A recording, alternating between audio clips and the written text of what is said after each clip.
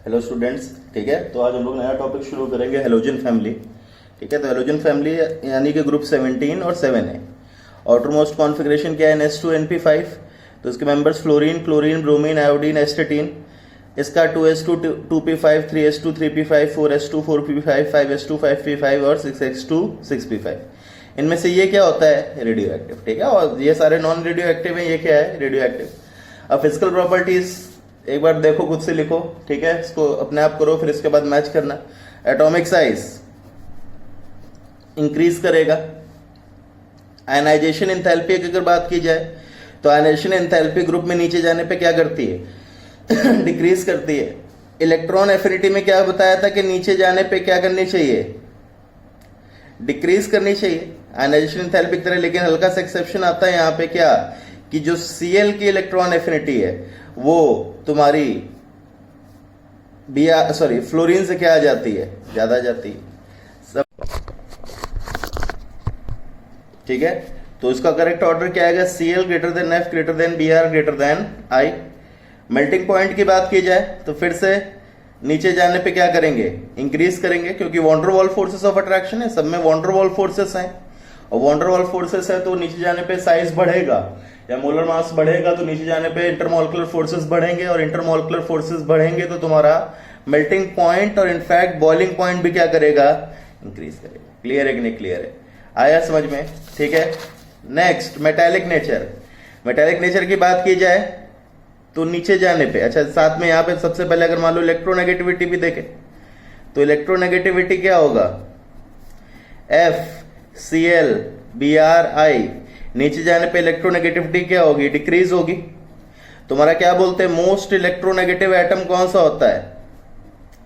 Most electronegative element तुम्हारा कौन सा आता है? फ्लोरीन। अच्छा साथ में यहां ये भी लिख लो, element with highest electron affinity कौन आता है?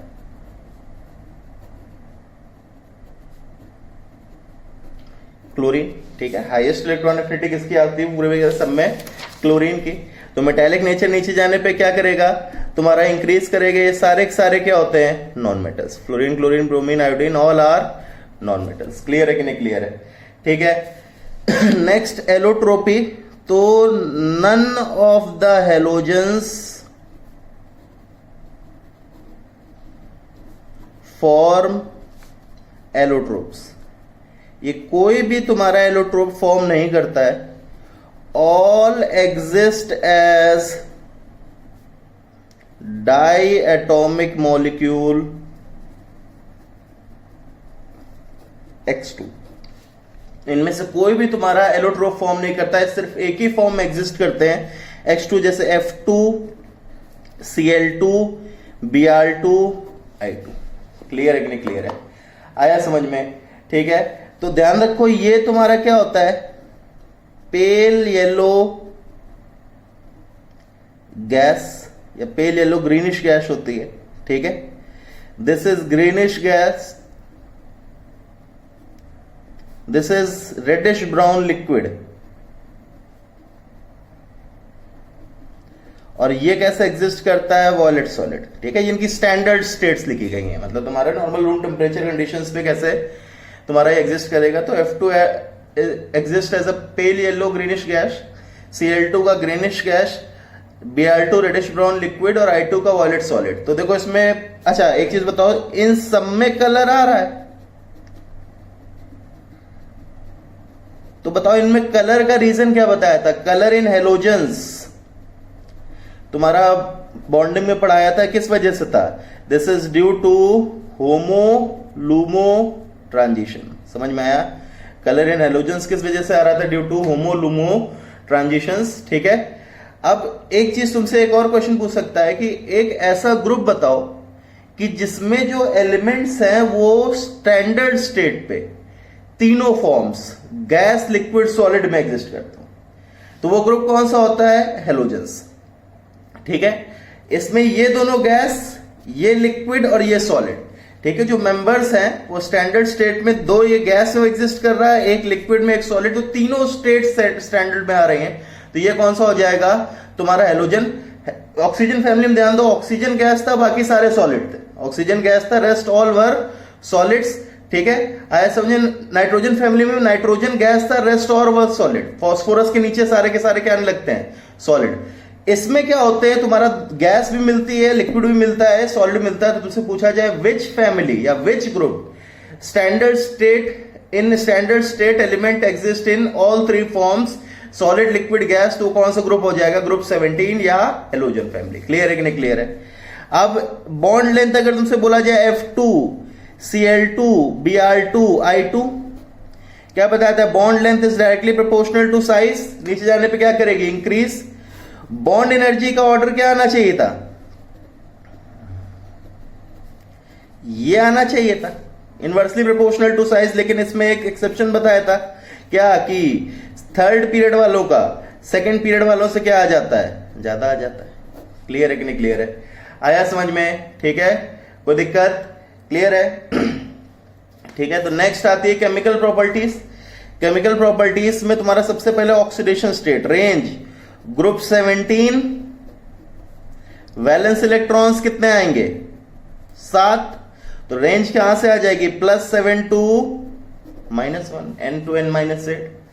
मोस्ट कॉमन कौन कौन सी है, -1, +1, +3, +5, +7, ठीक है।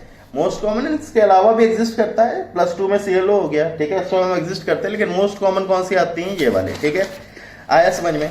अब इसमें एक चीज ध्यान दो, fluorine only shows oxidation state of -1, क्यों, बिकॉज बताओ भाई, इट इज मोस्ट इलेक्ट्रोनेगेटिव। तुम्हें बता दीजिए, तुम्हारा मोस्ट इलेक्ट्रोनेगेटिव एलिमेंट, तो ये हमेशा तुम्हारा कौन सी ऑक्सीडेशन स्टेट शो करेगा, -1। कभी भी ये प्लस ऑक्सीडेशन स्टेट में नहीं जाएगा। क्लियर है कि नहीं क्लियर है।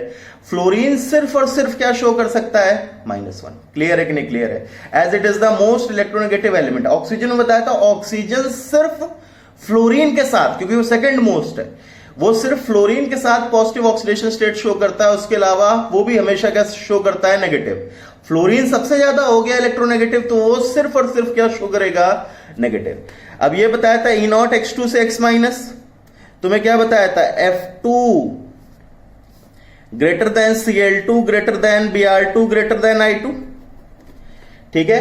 मतलब E2 X2 से X- का मतलब क्या है, X2 से X- मतलब टेंडेंसी टू रिड्यूस इटसेल्फ,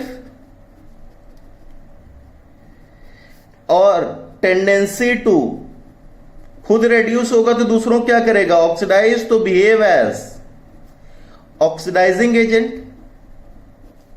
तो तुम्हारा क्या आता है, सबसे ज्यादा F2, फिर Cl2, फिर Br2, फिर I2। और तुम्हें यह भी बताया था F2 स्ट्रॉन्गेस्ट ऑक्सीडाइजिंग एजेंट होता है। F2 तुम्हारा सबसे स्ट्रॉन्ग ऑक्सीडाइजिंग एजेंट आता है। क्लियर, सब में, ठीक है, सारे एलिमेंट्स में, KMnO4 इन सबसे भी स्ट्रॉन्ग है। HNO3 ये स्ट्रॉन्ग, हम लोग ने पढ़े थे, ये स्ट्रॉन्ग थे, लेकिन ये इनसे भी सब ज्यादा स्ट्रॉन्ग होता है। It is the strongest oxidising agents among all oxidising agents. Clear है। तो तुमसे कुछ ये रिएक्शंस इसमें बताना, कौन सी फीजिबल है कौन सी नहीं। तो Cl2 plus Br- give Cl- plus Br2। इसमें Cl2 ने क्या किया, Br को ऑक्सीडाइज कर दिया, Br- को, और ये तभी कर सकता है जब Cl2 Br2 से ज्यादा अच्छा ऑक्सीडाइजिंग एजेंट हो, तो ये ट्रू है। F2 plus Cl- gives F- plus Cl2। इसमें क्या किया, F2 खुद रेड्यूस हुआ, Cl- को ऑक्सीडाइज किया। पॉसिबिलिटी कब है, जब F2 should be stronger oxidising agent than Cl2 है, मतलब ये फीजिबल है। Cl2 plus F- gives Cl- plus F2। इसमें Cl2 ने F- को ऑक्सीडाइज किया, कब कर सकता है, जब Cl2 F2 से स्ट्रॉन्ग ऑक्सीडाइजिंग एजेंट होना चाहिए, लेकिन ऐसा नहीं है। कौन ज्यादा स्ट्रॉन्ग ऑक्सीडाइजिंग एजेंट, F2, तो मतलब ये रिएक्शन फीजिबल नहीं है। क्लियर है कि नहीं क्लियर है, आया समझ में, ठीक है। अब देखो, ये तो हो गई नॉर्मल। अब इसमें कुछ ऐसे आ जाएगी, जैसे मान लो अगर तुमसे पूछा गया, या चलो इस टाइप एक थोड़ा सा इसमें पेज छोड़ देना, लगभग इसको हम लोग जब इलेक्ट्रो में ऑक्सीडेशन रिडक्शन पढ़ेंगे तो एक पॉइंट और लिख पाएंगे, ठीक है, वो अभी छोड़ देना, ठीक है।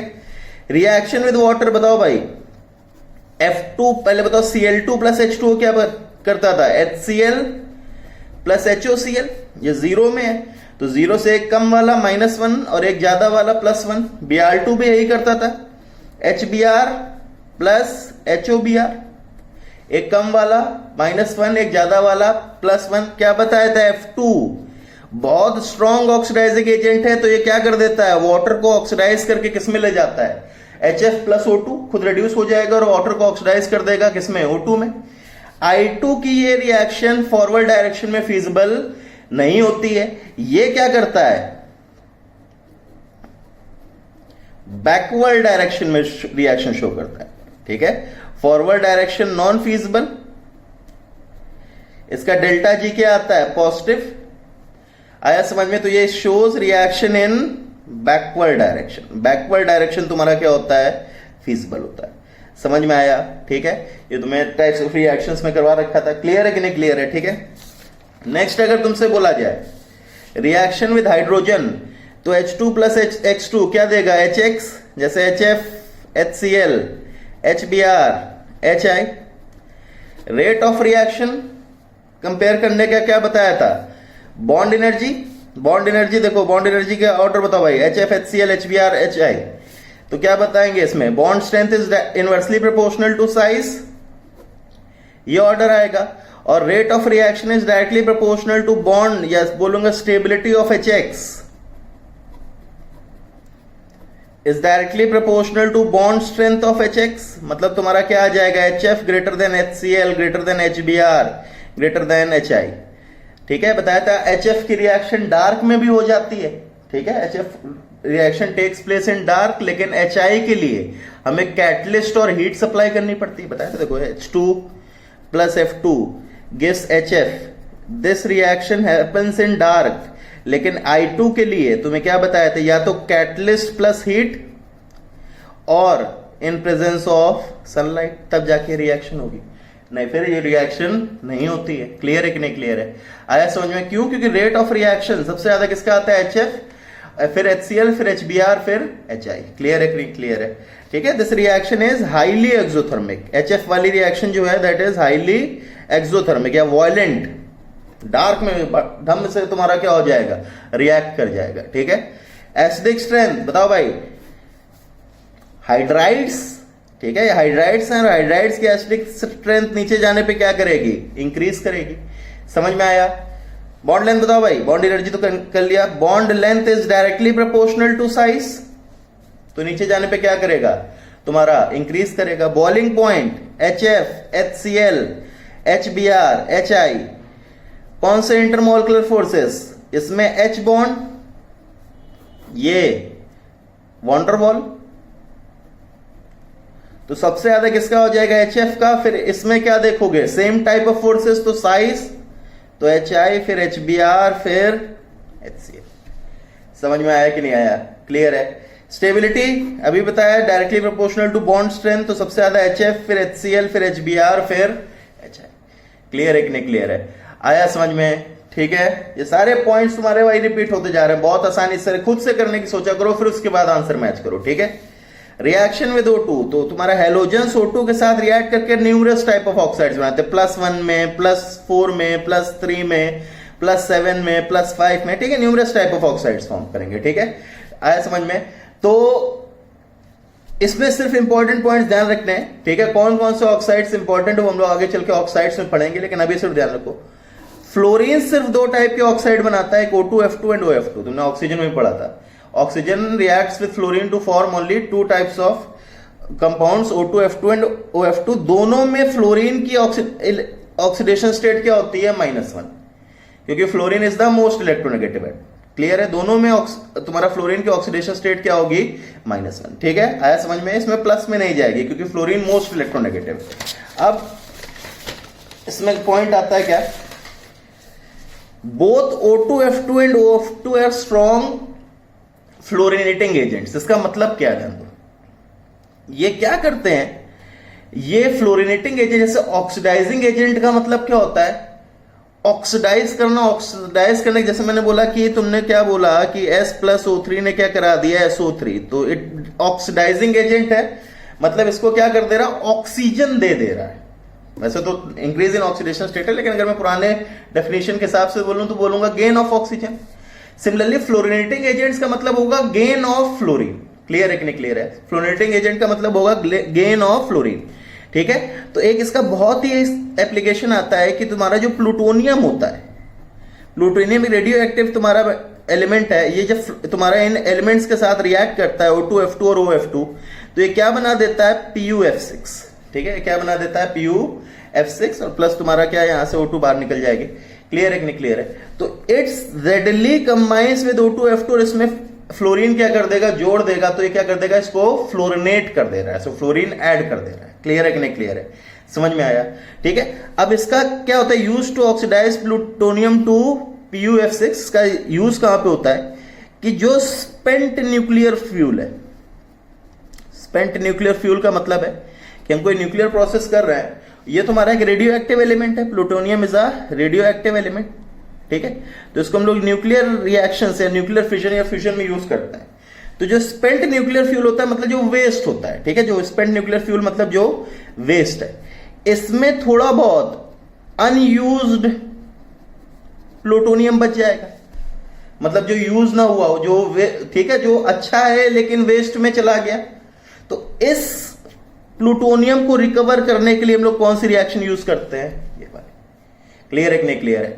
आया समझ में? तुमने एक न्यूक्लियर प्रोसेस किया, उसमें कुछ प्लूटोनियम अनयूज्ड रह गया, मतलब अच्छा है लेकिन वेस्ट में चला गया, तो उस प्लूटोनियम को रिकवर करने के लिए हम लोग उसको न्यूक्लियर फ्यूल के वेस्ट को किससे ट्रीट करा देंगे, O2F2 या फिर OF2 के साथ, वो इसको किस फॉर्म में रिकवर कर देगा, PuF6, ठीक है, और इंप्योरिटीज के साथ रिएक्ट नहीं करेगा, ठीक है। ये बहुत ही इसका अच्छा एप्लीकेशन होता है, कई बार पूछा जाता है कि ये जो दो कंपाउंड्स हैं, this are used to oxidise plutonium to PuF6, they are very strong fluorinating agents and hence they are used to recover plutonium from spent nuclear fuel। Clear है कि नहीं क्लियर है? आया समझ में? स्टेबिलिटी की बात की जाए तो स्टेबिलिटी तुम्हारा ऑक्सीडेशन स्टेट बढ़ने पे क्या करेगी, इंक्रीज करेगी। क्लियर है कि नहीं क्लियर है? ठीक है। नेक्स्ट रिएक्शन विद मेटल्स, बहुत आसान, MX, जैसे Na+Cl2 बता भाई, NaCl, Al+Cl2 AlCl3, Fe+Cl2 FeCl3, Mg+Br2। आया समझ में? क्लियर है? इस टाइप की इंपॉर्टेंट रिएक्शंस नहीं है ये, तुम्हें ठीक है अपने आप बना लोगे। क्लियर है कि नहीं क्लियर है? ठीक है, तो ये लेक्चर रिवाइज करो, कल तुम्हें असाइनमेंट दिया जाएगा, उसको तुम अपने आप से अटेंड करो। ठीक है, थैंक यू।